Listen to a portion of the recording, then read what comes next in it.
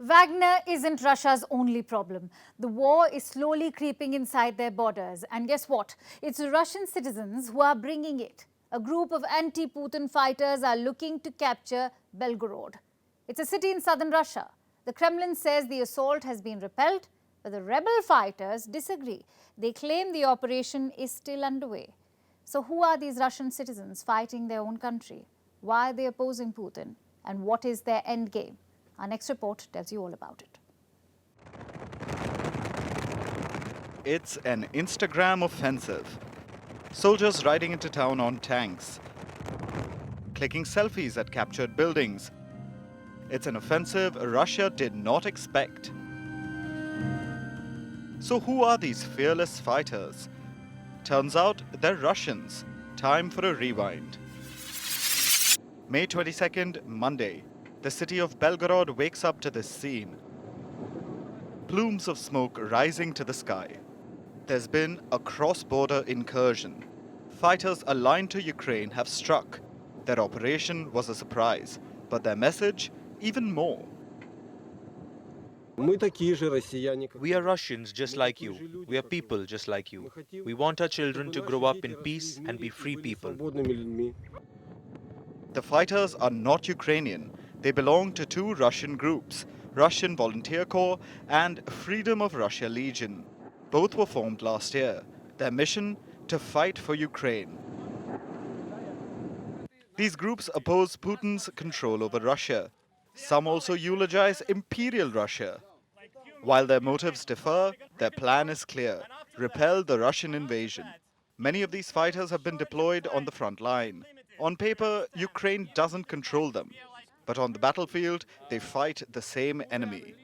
Monday was a turning point for these groups. For the first time, they took the fight to Russia.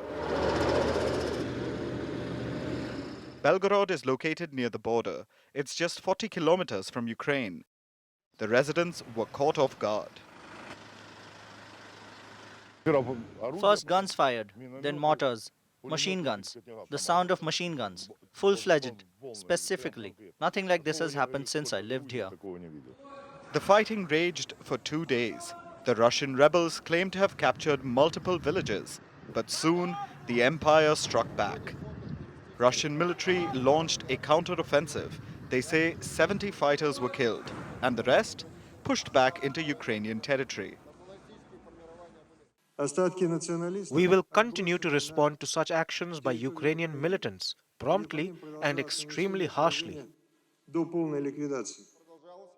Fighting done, it was time for propaganda. Russia says the rebels used vehicles made by the United States. They also have pictures. But the rebels say it's just war. You make do with looted and captured equipment. Like this one. The rebels managed to capture a Russian armored truck. They brought it back to Ukraine, posed with it, and invited journalists to have a look. The rebels had a stern warning for Moscow: expect more attacks. Our future plans are entering new territories of the Russian Federation, which we will definitely enter.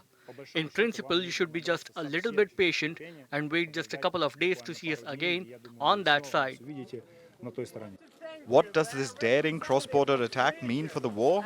It's the first time Russia was defending. So symbolically, it's important. It could also force Russia to reassign some troops. Putin cannot assume that his border towns are safe. These rebels could strike any time.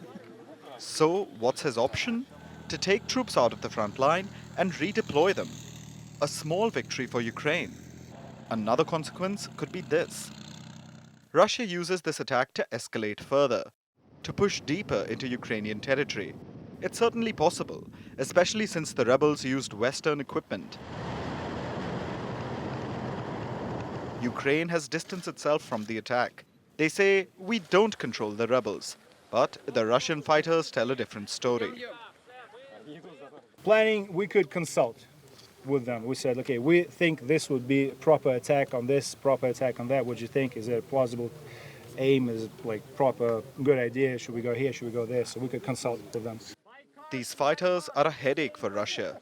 They are well-trained, battle-hardened, and most importantly, not affiliated to Ukraine. at least not on paper.